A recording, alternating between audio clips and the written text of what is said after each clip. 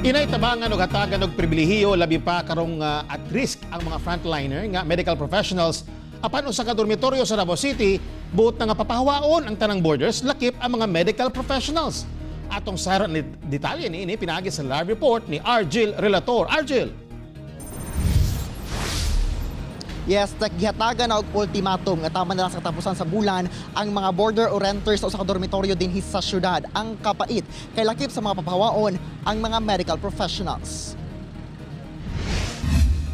Gipanghatagan matud pa og advisory letter ang tanang mga nakarenta sa gitawag nga Nara Dormitory sa Nara Street, Davao City. Nakalatid sa maong advisory nga suportado nila ang pagpatuman sa community quarantine. Busa ipatuman kuno nila ang temporaryong pagpasirado sa maong dormitoryo sugod March 30. Kinahanglan sab kuno bayaran sa ilang mga renter ang billing una muhawa. Sagad matud pa sa mga nagboard sa maong dormitoryo, mga healthcare professional. Gani sa impormasyon ni paagi sa usa ka apektadong border sa usa ka chat. Una daw sila ipangutana sa caretaker kung paunsa nila gina-disinfect ang ilang kaugalingon sanglit expose sila sa ospital. Butang nga daw ginadudahan sila. Sumala pa ang nurses gayud kuno ang gitumbok nga papahawaon sa katapusan sa bulan. Giadto sa One Mindanao ang maong dormitoryo alang sa kabahin sa management apan sumala sa niatubang kanamo sa barangay hall na lang kuno kami muadto.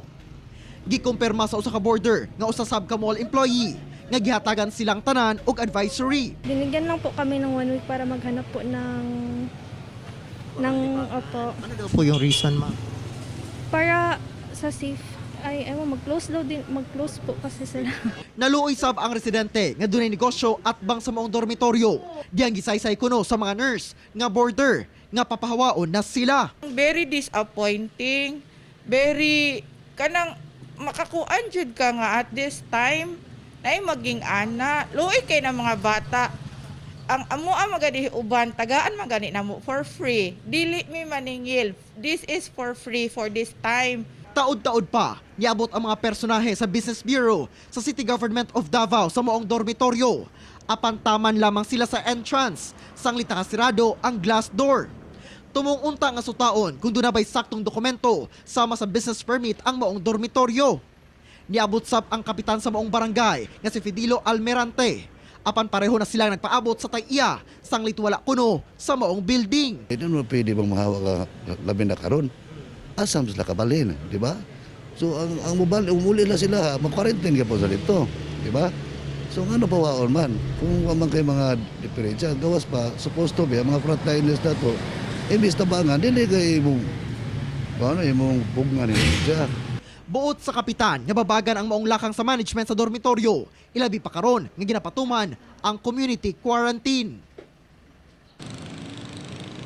Tek na sayo damatod pa si Davao City Mayor Inday Sara Duterte nga dunay ingani nga panghitabo nga dunay dormitoryo nga papahawaon ang ilahang mga borders lakip kining mga healthcare professionals. Ug sumala nila dunay lakang gihimo ang city government ug usa niini no dunay sa nahangyo nga usa ka dinhi sa syudad nga mamahimo nga mag-shelter temporarily sa kining mga apektado nga mga nurses ug uban pang mga healthcare professionals sa maong dormitoryo. Ug kinahanglan lamang nila no nga mo contact sa operations center sa Davao City aron sila mag-guide kung unsa ilang tamang buhaton o maka-avail sila ni ining usakain sa dakbayan. Tek. Argel, mura may discrimination din unya. Asa naman po itong mga nurse nato karon? Nakahawa na ba sila sa mga dormitoryo?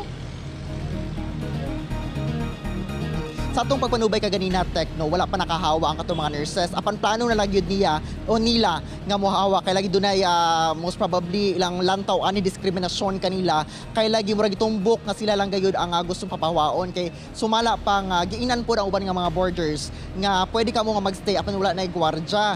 So sa karon no buot nila nga muhawa na lang aron na wala na samok with regards no sa ilaha o sa management og nagapangita na lang sila karon hinuon ang City Government of Davao dunay ga-offer nga alang kanila.